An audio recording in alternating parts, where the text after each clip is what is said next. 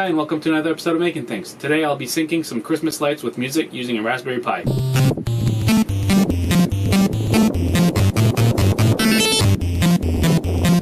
This is all off-the-shelf stuff. Lightshow Pi is the main thing we're going to be using. It already exists, it's well documented. I guess the reason I'm putting this together is to really break it down to the very basics. Whenever something is completely new to someone, oftentimes the existing instructions are going to be missing little things and you have to go get them in different spots, like what is SSH, how to open it, what's the default username, password and all that. It's all well documented, but if you're looking for how to sync the lights, you first have to figure out how to set up your Raspberry Pi, how to just do everything from scratch, so I'm just trying to put it all together. Right. So for this project you're going to need just a couple things. Raspberry Pi. I'm going with a Pi Zero W just because they're so tiny, dirt cheap. They come with pretty much everything you need except the header pins because the Wi-Fi is integrated, and I paid $14 US, so they go for Canadian, so they go for $10 US. It's just super affordable. But the downside is you need to solder either the header on your own, or just solder the wires directly in. When we're gonna be connecting them to the relays. And the other thing you're gonna need is an 8-channel relay board. You can get those generally the same place you're buying the Raspberry Pi from. If that's Amazon, well, you got to make sure you're getting one for the Pi. But if you're getting it from a store like Buy a Pi in Canada or Adafruit in the States, they'll have all of this stuff. What you want is a 5-volt relay board. It has extra stuff to protect the Pi and so on. You'll need a mini HDMI to regular HDMI, not micro HDMI. So there's an even smaller one than this. You do not want that. You want this mini one. And finally, an OTG cable. So that's, I'm not sure what OTG stands for, but what it'll allow you to do is convert this micro USB port to a regular USB port, to which you're going to be able to plug a keyboard and mouse when you're setting up initially. Now, obviously, if you don't want to be switching back and forth between the mouse and keyboard, you're going to need a USB hub as well, but you're actually going to need the mouse so little that you could probably just get away with unplugging it, plugging it back in till you're done. Other than that, a couple standard items are going to be the micro SD card. I'd recommend minimum 4 gigs. Anything bigger doesn't really matter. You're going to need some female to female header pins. So I accidentally got female to male, so I've just been cutting them and making my own. For the audio output, if you're using any of the other models than the Pi Zero, you're going to be able to just plug in through a regular audio jack. With the Pi Zero, you're going to have to use, I've got one on order, I don't have it yet, but it's a HDMI audio extractor, what they call it. So it's essentially you just plug through the HDMI port, and instead of outputting to a single port, it'll split it up so you can access the audio directly. There is Bluetooth on here, but the Bluetooth is kind of finicky. I got it working with certain applications like VLC and such, but I haven't gotten it working at a system level. So I given up on the Bluetooth audio for this project specifically. And then there's also options of going through the GPIO pins, but we're already going to be using a lot of these. It's a finickier option, so I'd say use a bigger board that has the audio output, or a USB to audio, or a HDMI sound extractor. That doesn't really matter how you decide to go about it, but just pick one that works for you. And finally, you will need a USB power supply. I think everyone's got those nowadays. You'll find people saying you need a 2-amp one, whatever. Half an amp has been enough to run my Pi so far. It's just that if you go under power and you're starting to draw a bit too much, you'll get weird issues and you won't know why. So just go with a stronger one if you can, and save yourself the headaches. So this is the board I made. It's a bit more complicated than it needs to be, just because I wanted everything to be powered from a single 12-volt power supply. So I've got a step-down buck converter. That's to get the 5 volts for the Pi / then the relays through the GPIOs, because you can power a Raspberry Pi through the GPIO pins. All you need to do is connect your positive to one of the two 5-volt power, and then your negative to any of the grounds. And back with the older models, there were some potential concerns with a fuse that had a fairly limited amount of current that could go through it. But on the Pi Zeros that was actually removed, there's no polyfuse, so the risk is only that of plugging in power in any which way in the Pi. So if you feel comfortable doing it, go for it. And then these step up to 24 volts, just because 2 of my LED strings are 24 volts, obviously. The rest is all 12 volts. So you don't need to make it look like this. I wanted it on a single board I can carry around and put away for the summer. But the big thing I wanted to explain here is just how you set up your wiring for the relay. So the astute amongst you will notice that this is not an actual wiring diagram. It's just a little schematic. Just to explain how this works. So if you've got your power going in, so in this case I have my 12-volt power supply here, but it could be whatever. If you're using line voltage for your Christmas lights, which I wouldn't recommend playing with it, but if that's what you're doing, that's what you're doing. Not my place to tell you what to do. You're going to have one going to your lights, and then the other one gets interrupted by the relay. So the relay acts like a switch, and it's just because the reason I just want to show this is because this does look like a hodgepodge of wires, because it is. So what happens is this is just a split in the wiring. So if you pretend that the relay doesn't do anything, what happens is the only opening is here. The power brick, this thing is technically, it's connected together here. So my positive and my negative are connected through here. So the LEDs are going to go each on one end of these connections. Obviously you can just put the wires directly in here. I personally find it easier if I can move things around. And so what happens when you have 8 of them, so if you have your 8 channels, we'll just do 3 for the demonstration. So the drawing here, it's kind of hidden, but what you get is this little doodle, and you have 2 of the screw holes are on this square. One of them is on this one with the little triangle. This is a symbol for a switch. So you're going to want to have one on this side and then one on the side of the square.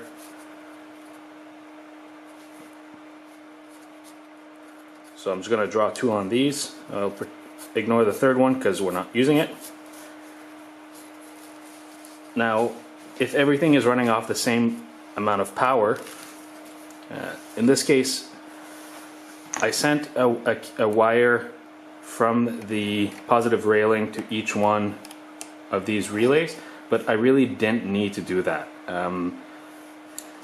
If you connect the power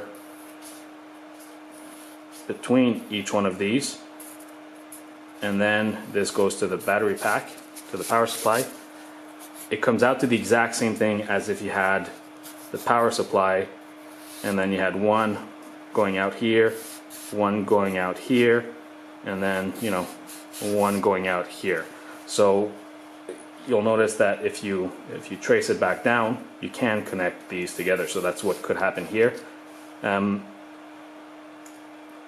you end up with essentially pretty much an infinite amount of setups you can do. That's why I'm not going to spend too much time focusing on how I did the electronics, even though that's usually what I do more of. My Instructables post will be more on the detailed hardware side of things, but there's just so many options out there, and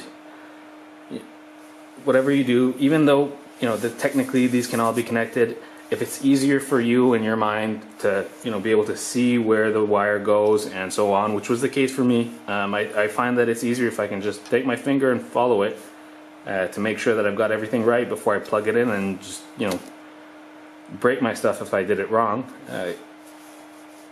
That's what you get, right? So there's nothing wrong with taking the extra little steps, even though it's technically less efficient. I mean, this is recycled wiring. Like, what do I care? The first thing we need to get done is installing noobs. So that's what's going to let us get Raspbian on our Pi really easily. It's really just a matter of downloading the file and copy pasting it to the micro SD card we're going to be using. So for this, you're going to need the micro SD card for your Pi, but also a card reader, just so you can copy the files on it easily. So just make sure you format your card first, and then just copy paste the contents of the zip file you just downloaded over, and that should be it.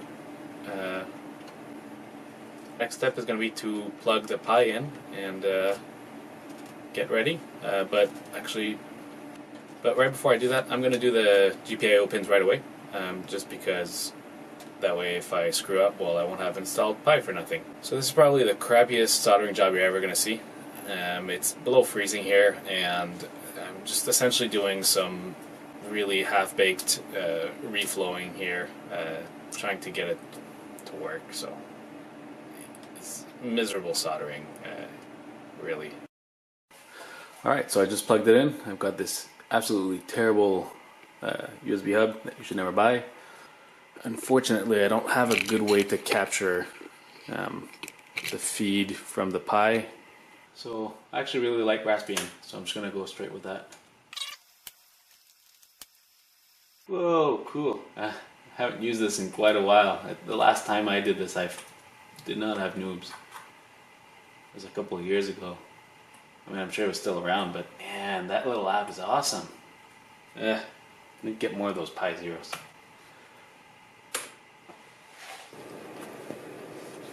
Alright, so I set up VNC just so I could get a proper capture.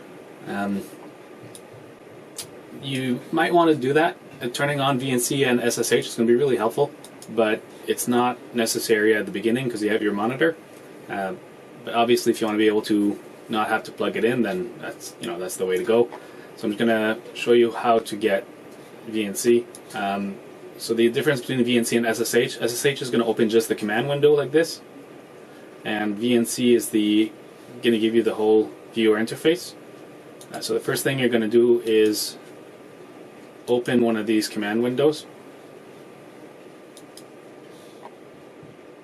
As you can see, it's not that quick, and that's kind of the downside of having a weak machine like a Pi with a graphical user interface like this. So that's where the SSH really comes in helpful.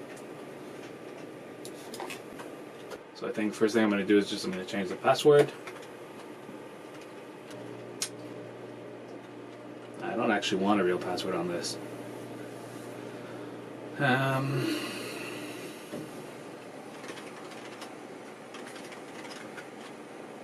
you go. So the first step, whenever you set up a Raspberry Pi, first thing to do is to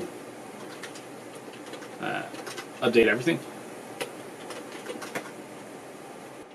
Oh, and by the way, the default password was Raspberry, and the default username is Pi. So, I mean, it's documented everywhere, but so you don't need to hunt for it. All right. Next thing to do is to upgrade. So, if you just press the up arrow, you get the last command, and we'll change it for upgrade instead of update. And for those of you who don't know, sudo, that's essentially sending a root command, so an admin command if you're in Windows. Essentially, when you get that little pop-up that says, are you sure, blah blah blah, need administrative privileges, or whatever the boxes say nowadays. I never read them. It's the same idea. The program I use to SSH is the Bitvice SSH client. The reason I like it is also opens an FTP, an SFTP graphical interface window at the same time. So it's just an all-in-one. It's not the fastest. You'll get better responsiveness if you're using specialized software for one or for the other, but it doesn't really matter much for what we're doing. The only time it ever actually caused slowdowns was when I had to access, dozens of machines one after another. But even then, I still preferred using it just because it was a two-in-one step, and then I could move the files easily, go on to the next part. And yes, commands could have done that, but yeah, it's just, I don't know. There's a level of simplicity with just clicking around for a file.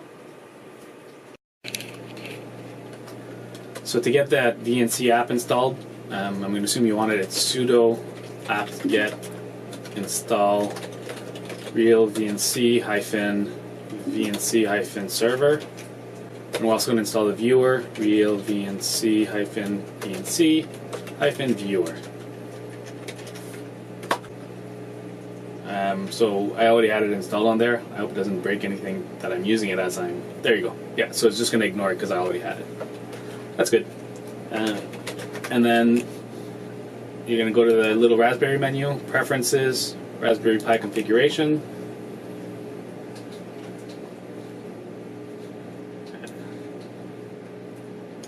Interfaces, and you're just going to enable SSH and VNC, and we're going to right away enable remote GPIO because we might be using it yet, I'm not sure. Probably not, because we'll have a little software running here, but that's something I actually kind of use with the Pi, so just enable it right away. And now we're ready to just be using SSH or VNC. So I'm going to go back to SSH now just because it's less laggy. I had a bit of trouble with some of my screen caps, so I'm going to have to start over for a couple things. If you want to use VNC or SSH, you're going to need the IP address from your Pi first. So you're just going to enter the command ifconfig, ifconfig, and that's going to give you your IP information, your network information actually. So the one we want is inet, and mine is 192.168.1.122. So that's it. And when you're connecting, so as I said, I'd recommend Bitvice SSH. You put in the IP address. The port is going to be the default one. It's 22. So the username is Pi, and the password is whatever you've changed it to. If you haven't changed it, the default is Raspberry. And then to access it, all you do is log in. By default, it's probably already going to have open the SFTP window, but if you turn it off like I did, just click on it, and then bam, all of a sudden you can transfer files really easily in and out of your Pi. I'll log out. When it comes to VNC, so I use the VNC viewer for Google Chrome. Don't use Ultra VNC viewer. It's got issues for some reason. Don't know why, but apparently it doesn't play very nice with the Pi. So it's going to be the same thing, 192.168.1.122, except that the port here is going to be selected by putting a colon, and then the port is going to be 5900, so that's the default port for VNC. And then when we connect, it's going to ask us for the username, again, Pi, and then the password, whatever you've set it to. And there you go. So to set up Lightshow Pi, that's actually going to take a little while, but you do go to if you just go to the Lightshow Pi website, just go to lightshowpi.org, getting started, and you'll get the instructions. It's mostly just copy-pasting the commands into the Bitvice SSH, so it's pretty easy. The way you copy-paste is, once you've copied it from the browser, you just right-click to paste. Anything with a little ampersands, or hashtags, you can just skip. They're just comments, and you can do multiple commands at once in Linux, and it seems like they've already separated it properly, so you can just do whatever is in between comments in single chunks. Yeah, I've already done this. Like I was saying, I had trouble, so can't do it again. On to the third set of commands. All I'm doing here is copy pasting, so I'm not gonna bother going through the details. So this was the get method. At the end, the important part is going to be once you've downloaded everything, you do move over to the folder. So CD is to change the directory you're in, and one of the things you're going to see frequently if you're looking at different instructions from different places is people are going to be using the little squiggly line slash something. So squiggly line is always equivalent to slash home slash your username. So in this case it's pi. So light show, well actually we're going to go back up, so CD. So if I do squiggly slash CD squiggly slash light show pi, it'll do the exact same thing as when I did home slash light show pi. So that's a little thing that's important to know.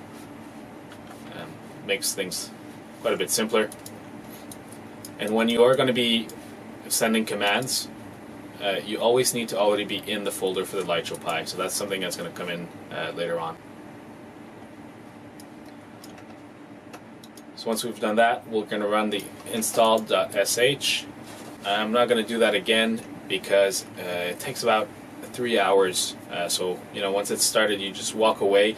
One of the issues you might run into, though, if you're using SSH and your computer goes to sleep, it'll close the terminal. When it closes the terminal, it'll actually stop what it's doing. So you may want to launch this from within VNC if you're not sure how stable your connection is going to remain. If your computer doesn't go to sleep, you know it's going to be fine. You just use SSH. It's going to be faster, smoother. So it's really a balance of things here. And once you're done, you're just going to reboot it. So that's going to be sudo reboot. And it'll disconnect you, and you're going to be able to reconnect once it's done booting back up. Alright, so this is the beauty of these little Raspberry Pis. All that's left now is just the power input, which would actually be really easy to have as a battery. So this is where printing out one of these gets really handy. Just Google for the pinout GPIO pins for the Raspberry Pi, and it'll give you that. On the 0, the one is in the top left corner next to the micro SD card, and the last pin, the 40th, is down at the bottom right next to that little hole. And another indicator is these 4 little extra pins that we're not using right now. Alright, so ground, we'll have to go to ground, which is pin 6. So 1, 2, 3, 4, 5, 6, so it would be the third down. Just count by 2, it'll do it. For 5 volts, it'll be the one right before it. So the voltage is the last one. So we're just going to put it right next to the ground. And then these pins are all in order, but these pins are all a little bit messed up. So pin 1 is going to be, actually we're going to start with pin 0. It's going to be 11, so 1, 2, 3, 4, 5, 6 down, and so on. So they're going to be all over the place.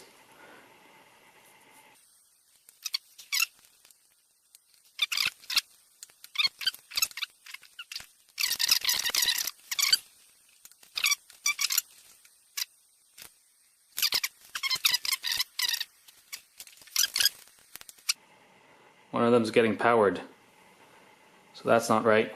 I don't know if you can see it. Yeah, we can see it. There you go. So it's being powered. That is blue.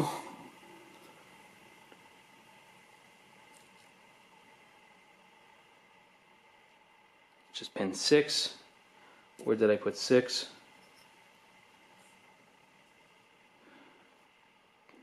11th down.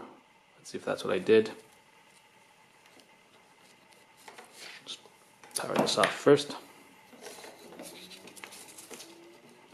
1, 2, 3, 4. Alright, so I was able to figure out the issue. My pin 5, which I kept calling 6 because we started at 0, whatever. It was shorted with the ground. I noticed there's a tiny little speck of solder, and I just literally just scratched it off and that was it. So alright, I'm back. So actually something I took for granted was the fact that I should have mentioned this. So the GPIO numbering system, there's actually more than one of them. The person who created the program Wiring Pi, which is actually being used by the Pi Light Show program there, whatever it's called. And so the numbering, like if you look at this other chart, 6th is on 31st, whereas here 6th is on 22nd. But just to double check everything, 22nd is a GPIO, even in the alternative, it's GPIO 25, so it's not like there's a mistake here or anything. Regardless of what the numbering is. So essentially what happens is I have all of these connected to the positive, negative of this little battery. These are just dinky little LEDs. I don't have my protection circuit on there, but essentially the negative power is interrupted by the relays, and the relays are controlled by the pins. So just to test it one more time now. So CD, you want to go to Light Show Pi, and then sudo Python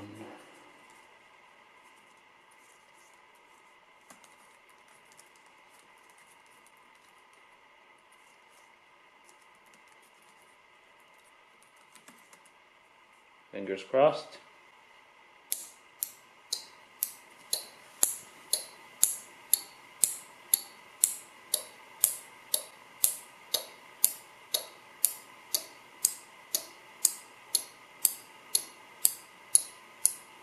Success. All right.